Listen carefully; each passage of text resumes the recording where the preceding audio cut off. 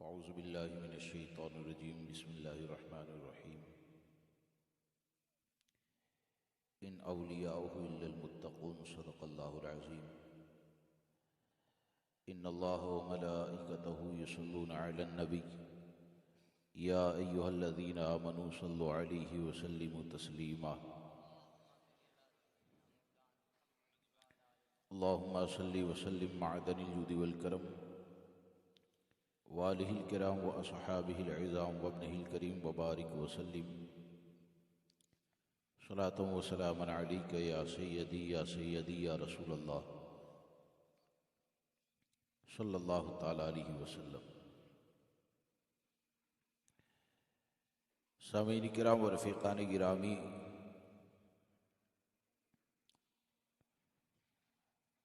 दुनिया में बेशुमार रहबर आए आते रहेंगे और मौजूदा वक्त में भी बहुत से कायद व रहबर हैं। एक सच्चा कायद व रहबर कौन होता है और सही रहबर का इंतखाब करने का तरीक़ा हमको हमारे असलाफ ने क्या बताया। अगर एक कायद को देखना चाहते हैं, समझना चाहते हैं, तो यकीनन उन अजीम रहबर और कायद में एक ज़ात नाम हुजूर ताजुशरिया की है कि हुजूर ताजुशरिया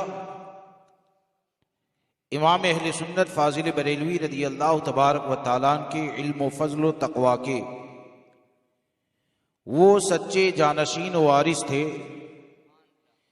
कि उनकी पूरी जिंदगी को अगर देखा जाए तो हमको ये नजर आता है कि मेरा ताजुशरिया ये अपने लिए नहीं जिया है, अपने फ़ज़ाइल व मनाक़िब को अपनी हयात में बयान नहीं किया है, बल्कि हुजूर ताजुशरिया की पूरी जिंदगी इमाम अहमद रजा के शेर की गोया के तशरीह है कि या रसूलल्लाह, दहन में जुबान तुम्हारे लिए, बदन में है जान तुम्हारे लिए, हम आए यहां तुम्हारे लिए, उठे भी वहां तुम्हारे लिए।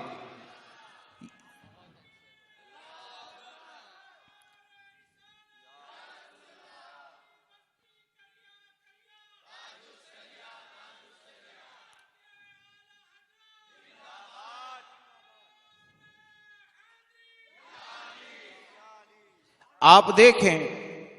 कि अपने आप को कायद कहलवाने का शौक, तमन्ना करना और लोग मुझे कायद माने, लोग मुझे रहबर माने, हजारों लोगों को मैंने राह रास्त के ऊपर लगाया, ऐसी तमन्नाएं करना और होता है, नाम के आगे कायद लग जाना ये और हुआ करता है। और एक कायद और रहबर की जो जिम्मेदारी होती है, जो शरीयत मुतहरा ने अता की है, उसके ऊपर जमकर रहना ये हर किसी के बस की बात नहीं है। बल्कि हुजूर ताजुशरिया को अगर वारिसे उलूम आला हजरत कहा जाता है, अगर हुजूर ताजुशरिया को सरकार मुफ्ती आज़मीन के तकवा का एक रोशन मिनारा अगर करार दिया जाता है, तो उसकी सबसे बड़ी वजह यह है कि हुजूर ताजुशरिया ये ऐसे कायद हैं कि जवानी से लेकर जिंदगी के आखिरी लम्हात तक हुजूर ताजुशरिया ये शरीयत मुतहरा की बातों को बयान करते हुए नजर आते हैं। एक कायद की पहचान क्या है? मैं ज़माना तालिब इल्मी में एक बात पढ़ा था, वो मुझे याद आई और मौजू के मुनासिबत से मुझे बहुत बेहतर ये बात लगी कि आज होता यह है कि अगर देवबंदी वहाबी के साथ अगर कोई टोपी पहनकर, अगर चंद किताबें पहनकर, किताबें पढ़कर अगर इत्तेहाद के नारे लगाएं, तो लोग कहते हैं कि जब मौलाना के दरमियान इतना इख्तिलाफ है तो हम जाए कहां पर जाएं, हम किसके पीछे चलें। खिलाफ शरा अगर कोई काम करता है, लोग ऐसे आलिम को दलील बनाते हैं। मुफ्ती जलालुद्दीन अहमद अमजदी रहमतुल्लाह ताला अलैह ने एक जो सच्चा नाइब होता है, सरकार गौसे आजम की नियाबत का हक अदा करने वाला नबी अकरम सल्लल्लाहु ताला अलैहि वसल्लम का जो सच्चा नाइब होता है, वारिस होता है, उसकी एक पहचान बताई। इसी पहचान को अपनी नजरों में इसके सामने रखकर मेरी गुफ्तगू को समाअत फरमाएं कि आप फरमाते हैं कि आलिम को वारिस अंबिया कहा जाता है, नाइबे नबी कहा जाता है। जब आलिम को वारिस कहा जाता है तो आप क्या किताबें पढ़ लेने वाले को वारिस मान लेंगे? आखिर उसकी पहचान क्या है? तो आप फरमाते हैं कि हदीस कहते किसे हैं? सरकार सल्लल्लाहु ताला अलैहि वसल्लम ने जो फरमाया उसे हदीस कहा जाता है। आपने जो किया उस पर अमल करना जायज होता है। और आपके सामने अगर कोई काम किया गया और उस काम के करने वाले के ऊपर हुजूर ने अगर खामोशी को इख्तियार फरमाया, यानी सरकार सल्लल्लाहु ताला अलैहि वसल्लम के सामने अगर किसी काम को अंजाम दिया गया, हमारे आका ने उसको देखा, देखने के बावजूद अगर आप खामोश रहते हैं तो मुहद्दिसीन और फक़हा फरमाते हैं कि हुजूर का खामोश रहना ये इस बात की दलील है कि वो काम पूरी उम्मत के लिए करना जायज है। क्यों कि अगर नाजायज होता तो हमारे आका ये बुराइयों को खत्म करने के लिए तशरीफ लाए, उसको जरूर रोक देते। तो अब मुफ्ती जलालुद्दीन अहमद अमजदी रहमतुल्लाहि ताला अलैहि फरमाते हैं, जो वाकई में आलिम हक होगा, जो हुजूर का सच्चा नाइब होगा, सरकार गौसे आजम का सच्चा गुलाम होगा, तो मौजूदा वक्त में उसकी अलामत को देखना है, उसकी निशानी को देखना है। तो ये देख लो कि उसके सामने जाने वाला अगर जाता है और जाने के बाद अगर बदअकीदगी की बात करे और सुनने वाला जुब्बा पहनकर खामोश रहे, वो सच्चा नाइब नहीं हो सकता है। एक जाने वाला जाता है और जाकर खिलाफ शरअ काम करे, जुब्बा पहनने वाला अगर खामोश रहता है तो वो सच्चा नाइब नहीं होता है। तो नाइब की पहचान क्या है? नाइब की पहचान ये है कि उसके सामने जब भी कोई गलत बात करेगा तो शरीयत मुतहरा की बात को बयान करना, ये सच्चे नाइब की अलामत हुआ करती है। और यकीन जाने हुजूर ताजुश शरिया के सामने अगर कोई आया तो मालदार की मालदारी को नहीं देखा, हुजूर ताजुश शरिया के सामने अगर कोई आया तो किसी खानकाह को नहीं देखा, गरीब को नहीं देखा, अमीर को नहीं देखा, किसी से मरऊब नहीं होते हैं। और मरऊब होंगे भी क्यों जिनको जद्दे आला का वो सदका मिला हो कि या रसूल अल्लाह करूं मदह अहले दुवल रजा, पड़े इस बला में मेरी बला, मैं गदा हूं अपने करीम का, मेरा दीन पारा इना नहीं। आज के वक्त में हक बात का बोलना ये कितना मुश्किल काम है। यकीन जाने जो हक बात को बोलता है तो मौजूदा वक्त में ये जिहाद से कम नहीं है। आज तो अगर जुबान को खोलना होता है तो खोलने से पहले ये सोचा जाता है कि अगर मैंने बोल दिया, प्रोग्राम में अगर हंगामा हो गया, मेरे तायीद करने वाले कितने होंगे, मेरे सपोर्ट के अंदर टकराने वाले कितने होंगे। लेकिन वो हुजूर ताजुश शरिया की जात है कि हुजूर ताजुश शरिया हिंदुस्तान की सरजमीन में हो, बरेली की सरजमीन में हो, बंबई की सरजमीन में हो, नजदो हिजाज की सरजमीन में हो, पाकिस्तान की सरजमीन में हो, हुजूर ताजुश शरिया जब भी बोले हैं तो हक बात बोले हैं। हुजूर ताजुश शरिया की हक्कानियत कैसी, आपने कभी किसी का चेहरा नहीं देखा। मुझे एक बात याद आती है, आप ऐसे कायद, आप ऐसे रहबर कि पाकिस्तान की सरजमीन के ऊपर एक प्रोग्राम होने वाला था, सरकार गौसे आजम रदी अल्लाह तबारक व तआला की नस्ल से सहीहुन नसब सादात उस प्रोग्राम के अंदर मदऊ थे, उनके हजारों चाहने वाले। अब जहां पर हजारों चाहने वाले होते हैं तो आज हम ये जानते हैं ना कि दाढ़ी मुंडा भी अगर है, उसके अगर 5000 चाहने वाले पैदा हो जाए तो वो रोजाना शरीयत मुतहरा का खून करता रहे,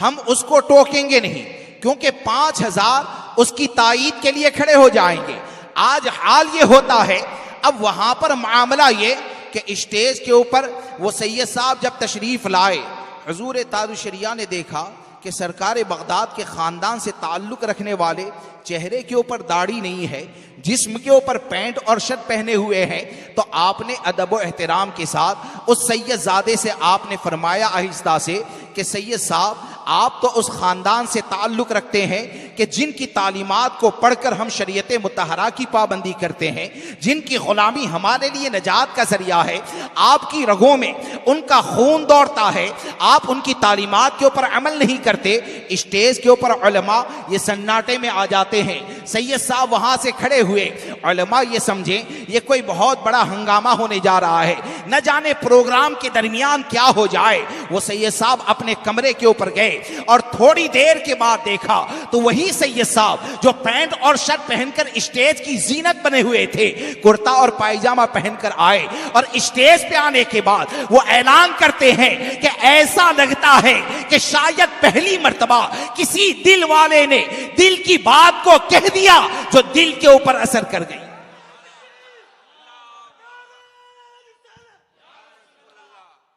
पहली मर्तबा ऐसा लगता है कि किसी दिल वाले ने दिल की बात को कह दिया जो दिल के ऊपर असर कर गई। क्या समझ में आया? हुजूर ताजुश्शरिया की जात वो जात है कि आपने कभी किसी की राजी होने की या नाराजगी की परवाह न की, बल्कि हमेशा आप हक बात ही बोलते रहे और आपने इतना भी नहीं सोचा इतने लोग मेरी मुखालिफत करेंगे, इतने लोग मेरे खिलाफ इंटरनेट के ऊपर बातें करेंगे, बल्कि हुजूर ताजुश्शरिया की जात पर जितने भी हमले हुए कोई ये बता नहीं सकता है कि हुजूर ताजुश्शरिया पर होने वाले हमलों ने आपकी जुबान को खामोश कर दिया हो, बल्कि ऐलान हक करते रहें और अपनी जिंदगी के जरिए गोया के इस बात का ऐलान करते रहें कि ये वो ताजुश्शरिया है, ये वो अख्तर रजा है जिसकी जिंदगी अपने नाम के डंके बजाने के लिए नहीं है, बल्कि जिसकी जिंदगी का मिशन तो ये है कि या रसूल अल्लाह तेरे खातिर जलील होना है, तेरे खातिर जलील होना है, मेरी इज्जत मेरे वकार सलाम। ये हुजूर ताजुश्शरिया रहमतुल्लाहि ताला अलैहि की जात है। आप देखें कि हुजूर ताजुश्शरिया हमारे कैसे कायद हैं और आप हमारे कैसे रहबर हैं। आज ऐसे रहबर कहलाए जाने वाले हजारों मिल जाएंगे कि अगर सर्दी हो जाए जो तो निमोनिया का इंतजार करते हैं, सर्दी हो जाए दवाई नहीं देंगे, कहेंगे कि निमोनिया हो जाए तब जाकर देखा जाएगा, और उसके पीछे हिकमत का नाम लेते हैं, मसलहत का नाम लेते हैं, कौम में फसाद ना हो, फितना ना हो, उसका नाम लेते हैं। लेकिन हकीकत यह होती है कि वो बोलने से पहले यह सोचा करता है कहीं लोग नाराज हो गए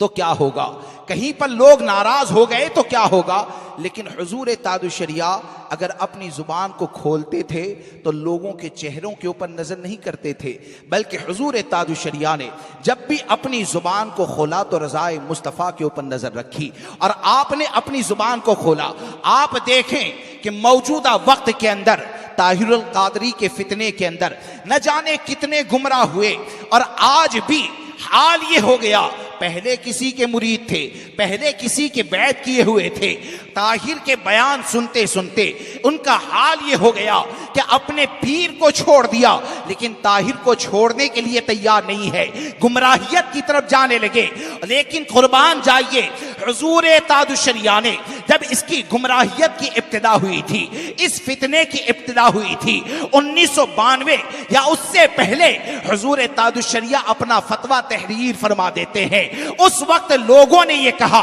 कि न जाने ये क्यों ऐसा करते हैं, लोगों ने कहा ये तो किसी के खिलाफ भी फतवा दे देते हैं, आखिर क्या लिख देते हैं। लेकिन हुजूर ताजुश्शरिया ने जब इस फितने ने एक बड़ा स्वरूप इख्तियार कर लिया तो लोगों को यह बताया, ए लोगों, हुजूर ताजुश्शरिया की आंख ये जाहिरी रोशनी की मोहताज नहीं है, बल्कि हुजूर ताजुश्शरिया की जात वो जात है कि जिसके दिल में हो इश्क़े नबी की चमक, वो तरसते नहीं रोशनी के लिए। हुजूर ताजुश्शरिया, तकबीर,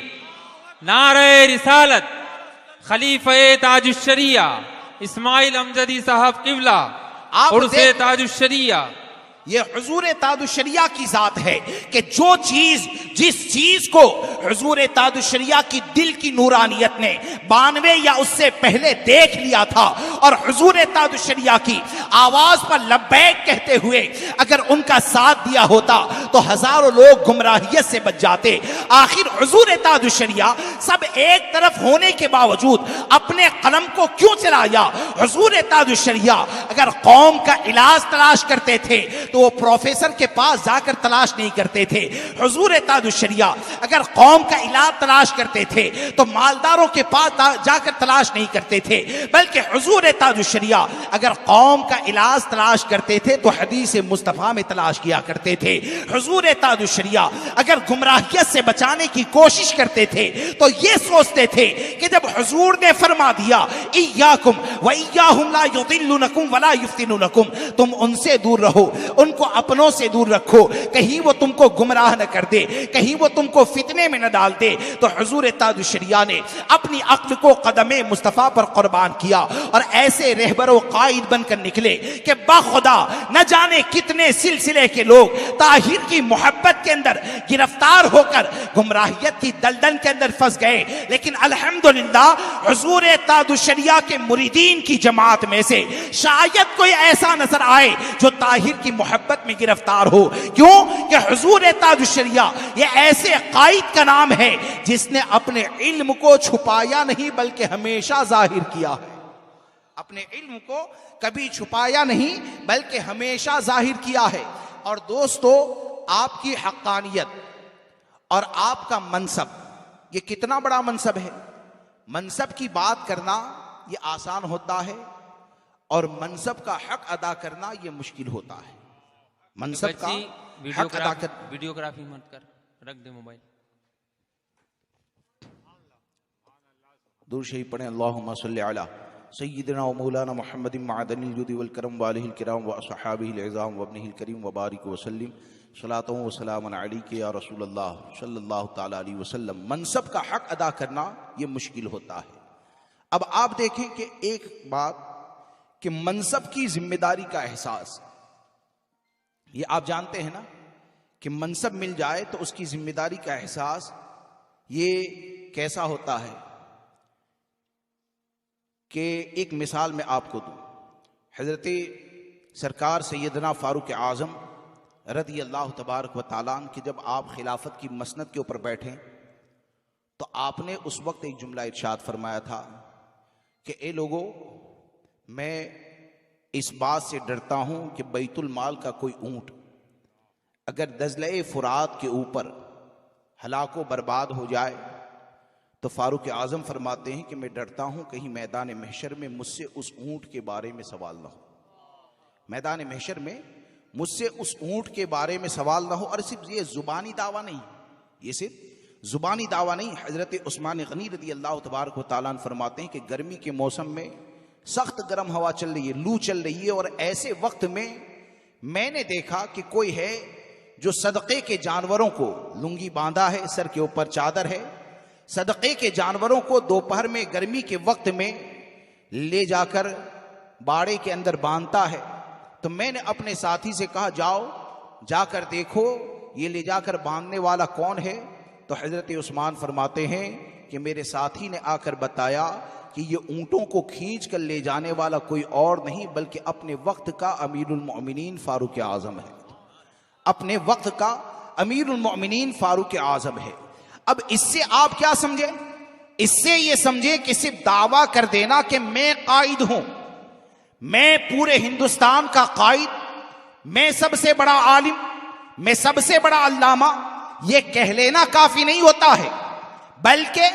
एक आलिम, एक काजी, एक फकीह का जो मनसब होता है, एक कायद का जो मनसब होता है, उस मनसब की जिम्मेदारी के हवाले से आकाए करीम सल्लल्लाहु ताला अलैहि वसल्लम ने 1400 साल पहले ये जिम्मेदारी कायद के ऊपर आयद फरमाई कि जितने भी कौम के रहबर कायद हैं उनके लिए हमारे आका ने एक कानून बयान फरमाया कि इदा ज़हरतिल फितन औ क़ालल बिदअ वलम युज़हिरुल आलिमु इल्महु फ़अलैहि लअनतुल्लाहि वल मलाइकति वन नास अजमईन, कि जब फितने जाहिर हो या गुमराहियां फैलने लगे और ऐसे वक्त में अगर आलिम अपने इल्म को छुपाता है तो ऐसे आलिम पर अल्लाह की लानत है, फरिश्तों की लानत है, तमाम लोगों की लानत है। ला यक़बलुल्लाहु सर्फम वला अदला, अल्लाह तबारक व तआला ऐसे आलिम के न तो फराइज को कबूल फरमाता है न तो नवाफिल को कबूल फरमाता है। अब माजी करीब के अंदर देखें कि जब फितने पैदा हुए, मिसाल के तौर पर इंदिरा गांधी के वक्त के अंदर नसबंदी का जब मामला हुआ था और सरकार मुफ्ती आजम हिंद रज़ी अल्लाह तबारक व तआला ने जो फतवा दिया था, तो न जाने कितने कलम ऐसे थे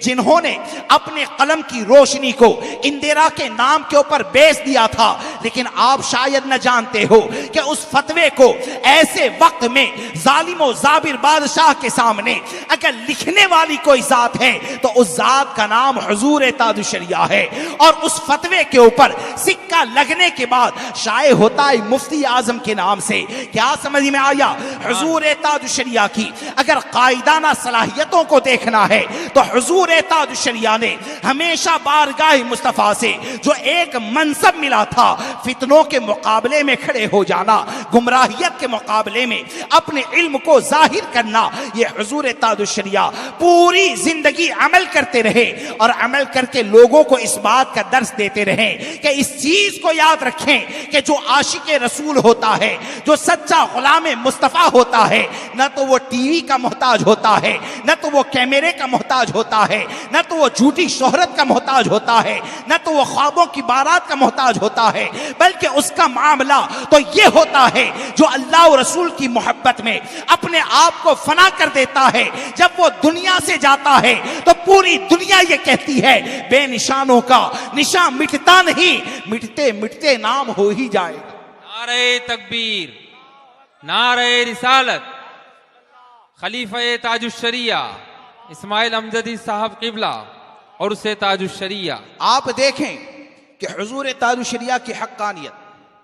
और हुजूर ताजुशरिया कैसे कायद के हमने तो बहुत से लोगों के बारे में सुना, लेकिन हुजूर ताजुशरिया रहमतुल्लाहि ताला अलैह ये शरीयत मुतहरा पर ऐसे अमल करने वाले हैं कि देखते हैं। और आज के वक्त में अल्लाह तबारक व ताला ऐसी दुनिया से बचाए जो हक बात बोलने से हमारी जुबान को रोक दें कि गाड़ी को देख लिया, आदमी उससे मुतासिर हो गया, डॉक्टर मिल गया उससे मुतासिर हो गया, बहुत बड़े बंगले के अंदर क़याम हो गया उससे मुतासिर हो गया। लेकिन हुजूर ताजुशरिया कभी दुनिया वालों के असरात को, तासुरात को आपने कबूल न फरमाया, बल्कि एक सच्चे नाइब होने की हैसियत से और सरकार मुफ्ती आजम हिंद रज़ी अल्लाह तबारक व तआला के एक सच्चे जानशीन होने की हैसियत से जो तरीका इमाम अहले सुन्नत का था उस पर सरकार मुफ्ती आजम हिंद अमल फरमाते हैं। और जो तरीका सरकार मुफ्ती आजम हिंद का था कि अगर कोई इदारे में हजारों रुपये लेकर अगर चंदा देने के लिए भी अगर आता है और टाई अगर पहना है तो हुजूर मुफ्ती आजम हिंद ने उसके बैग के ऊपर नजर न की, बल्कि सबसे पहले ये समझा कि चंदा करना, ये पैसा लेना, ये मेरे ऊपर फर्ज नहीं है, मेरे ऊपर एक कायद होने की हैसियत से अगर फर्ज है तो वो ये है कि शरीयत मुतहरा के अहकाम को बताया जाए, लोगों को हराम कामों से रोका जाए। आप सबसे पहले उसको टाई निकालने का हुक्म देते हैं। और यही हाल हुजूर ताजुशरिया का कि हालैंड की सरजमीन के ऊपर अतिब्बा और वकला के दरमियान जब आपके खिताब को रखा गया तो आप जब खिताब करने के लिए गए तो आपको एहसास नहीं था कि यहां पर इतनी ज्यादा आजादी होगी कि तमाम सुनने वाले पैंट शर्ट और टाई पहनकर ही होंगे। हुजूर ताजुशरिया ने जब देखा कि हजारों डॉक्टर और वकील वहां पर जो जमा है सब के सब टाई पहनकर आए हैं, तो मेरा ताजुशरिया ये नहीं सोचता है ये सब नाराज होकर निकल जाएंगे, दूसरी मर्तबा हॉलैंड का दौरा होगा या नहीं, मेरे घर के अंदर माल आएगा या नहीं, बल्कि हुजूर ताजुशरिया उस बयान के अंदर मुकम्मल खिताब करते हैं तो अपने फरीज़े मनसबी को अदा करते हुए टाई की हुर्मत के ऊपर आप खिताब फरमाते हैं। और बाद में आपने टाई के मसले के ऊपर एक किताब को तहरीर फरमाया। क्या समझ में आया? इससे यह समझ में आया कि हुजूर ताजुश शरिया की मोहब्बत हमसे जिस चीज का मुतालबा करती है वो मुतालबा ये है कि जो जितना ज्यादा शरीयत मुतहरा का पाबंद होगा वो उतना ही बड़ा गुलाम ताजुश शरिया होगा। जो जितना ज्यादा शरीयत का पाबंद होगा वो हुजूर ताजुश शरिया का फैज उतना ही ज्यादा हासिल करेगा। एक मालदार अगर महल में रहने के बाद देवबंदी वहाबी से ताल्लुक रखता है, एक मालदार अगर महल में रहने के बाद दाढ़ी मुंडवाता है, नमाजों को छोड़ता है, बंगला बनाकर अगर वो ये कहता है कि हुजूर ताजुश शरिया के फैज से मुझे ये महल मिल गया, तो यकीनन वो गलत है। अरे सच्चा फैज हासिल करने वाला तो हम उसको मानते हैं कि अगरचे रोड के ऊपर सोता हो और सोने वाला अगर ताजुश शरिया की बातों पर अमल करता है तो कसम खुदा की सच्चा मुरीद तो उसी को कहा जाएगा, सच्चा आशिक तो उसी को कहा जाएगा। वो रोड पे सोएगा, हुजूर ताजुश शरिया का वो फैज हासिल करेगा जो एक महल में बैठकर हासिल नहीं कर सकता है। इसलिए दोस्तों हमको ये चाहिए कि हम हुजूर ताजुश शरिया से जब मोहब्बत करते हैं तो हुजूर ताजुश शरिया के पैगाम के ऊपर अमल करें, हुजूर ताजुश शरिया के पैगाम पर अमल करें। हुजूर ताजुश शरिया को कितने लोग नेमत मानते हैं? ये हमारे लिए नेमत है ना। अल्लाह तबारक व तआला ने ऐसा कायद अता फरमाया। हुजूर ताजुश शरिया के काम करने का तरीका क्या? हुजूर ताजुश शरिया के काम करने का तरीका क्या था? हुजूर ताजुश शरिया के काम करने का तरीका ये था कि आपके सामने, मैंने तकरीबन 88 या 89 की मैं बात करता हूँ, तब तो हजरत को जानता भी नहीं था, हम हिब्स के अंदर था। मुझे इतना याद है कि हजरत जब आए थे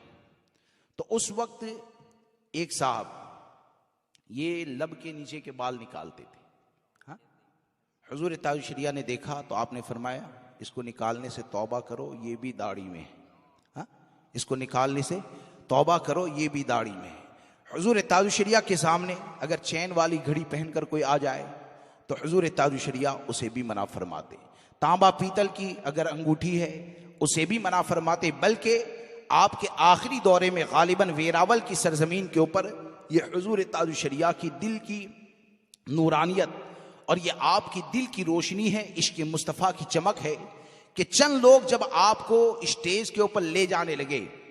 और करीब जाकर हुजूर ताजुश शरिया से उन्होंने अर्ज किया कि हुजूर इधर रास्ता ज़रा ख़राब है, तो हुजूर ताजुश शरिया फरमाते हैं मुझे रास्ता बाद में दिखाना, पहले मैं तुम्हें रास्ता दिखाता हूँ, अपने चेहरे पर सुन्नत मुस्तफ़ा को सजा लो। हाँ, मुझे रास्ता बाद में दिखाना, पहले तुम अपने चेहरे पर सुन्नत मुस्तफ़ा को सजा लो। तो उन लोगों ने तो नीयत की, लेकिन उन्होंने अपने साथियों को कहा तो तकरीबन 8 लोगों ने दाढ़ी रखने की नीयत की। यह हुजूर ताजुश शरिया के तबलीग का तरीका था और आपकी रूहानियत की सबसे बड़ी दलील, बल्कि मैं तो ये कहता हूँ हुजूर ताजुश शरिया से बहुत सी करामतों का सुदूर हुआ, बहुत सी करामतों का सुदूर हुआ, क्योंकि हुजूर ताजुश शरिया को अल्लाह तबारक व तआला ने क़ल्बे जारी अता फरमाया था। हाँ, हुजूर ताजुश शरिया को अल्लाह ने क़ल्बे जारी अता फरमाया। हम होते हैं अल्लाह का जिक्र करते हैं तो जुबाने जिक्र खुदा में होती है, लेकिन हमारा दिल दुनिया में लगा होता है। लेकिन हुजूर ताजुश शरिया वो थे कि अगरचे जुबान से दुनिया के बारे में भी बात करते हो, लेकिन दिल में तो अल्लाह ही का जिक्र हुआ करता था। और ऐसे लोगों की ही ये शान होती है कि जिनके बारे में हुजूर ताजुश शरिया ये फरमाते हैं डूबे रहते हैं जो तेरी याद में शाम व सहर, डूबे रहते हैं जो तेरी याद में शाम व सहर, डूबतों को वही साहिल से लगा जाते हैं, डूबतों को वही साहिल से